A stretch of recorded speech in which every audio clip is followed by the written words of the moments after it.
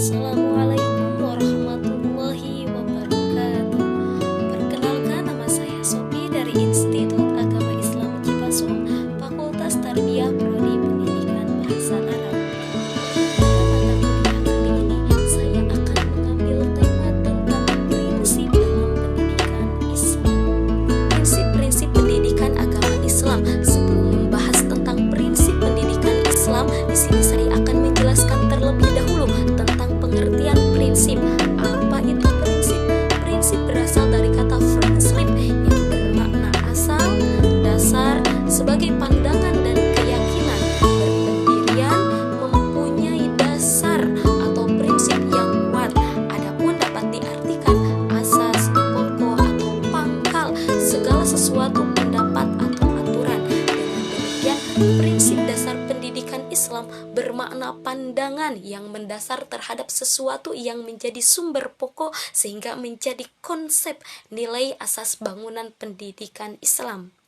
Pandangan Islam yang bersifat filosofi terhadap alam jagat, manusia, masyarakat, pengetahuan, dan akhlak secara jelas tercermin dalam prinsip-prinsip pendidikan Islam.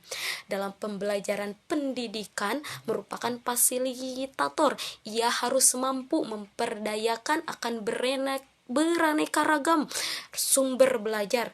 Dalam memimpin proses pembelajaran, pendidik perlu memperhatikan prinsip-prinsip dalam pendidikan Islam dan senantiasa mengayomi bahkan sejauh mungkin realisasikan bersama-sama dengan peserta didik. Adapun yang menjadi prinsip-prinsip pendidikan Islam adalah sebagai berikut. Yang pertama, prinsip integral dan seimbang. Prinsip integral pendidikan Islam tidak mengenal adanya pemisah antara sains dan agama. Keduanya harus terintegrasi secara harmonis dalam ajaran Islam. Allah Subhanahu wa Ta'ala adalah menciptakan alam semesta termasuk manusia. Allah pula yang menurunkan hukum-hukum untuk mengelola dan melestarikan hukum-hukum mengenai alam fisik dan disebut sunatullah. Sedangkan pedoman hidup dan hukum-hukum untuk kehidupan manusia telah ditentukan pula dalam ajaran agama yang disebut dinullah, yang mencakup akidah dan syariah. Yang kedua yaitu prinsip seimbang.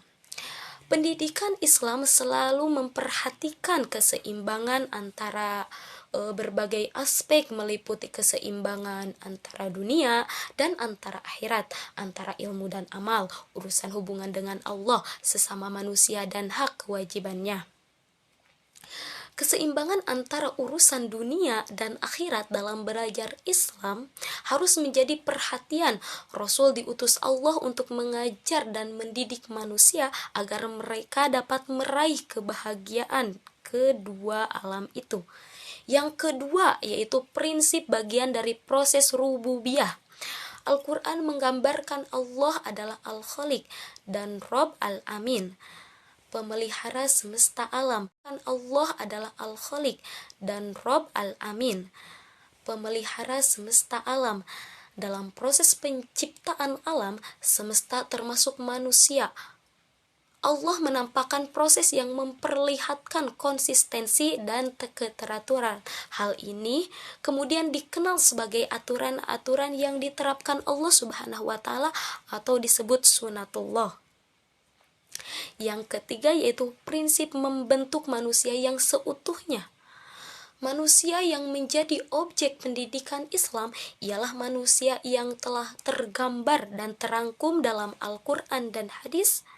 Potret manusia dalam pendidikan sekuler diserahkan pada orang-orang tertentu dalam bermasyarakat atau pada seseorang individu karena kekuasaannya yang berarti diserahkan kepada angan-angan atau sekelompok orang semata.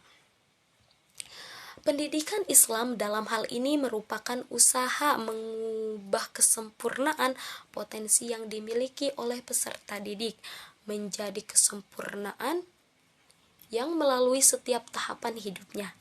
Dengan demikian, fungsi pendidikan Islam adalah menjaga keutuhan unsur-unsur individual peserta didik dan mengoptimalkan potensinya dalam garis keridhaan Allah Subhanahu wa taala. Mungkin sekian penjelasan dari saya. Mohon maaf bila banyak kesalahan, karena kesalahan datangnya dari diri saya sendiri dan kebenaran datangnya dari Allah Subhanahu wa taala. Wabillahi taufik wal hidayah. Wassalamualaikum warahmatullahi wabarakatuh. Bye bye.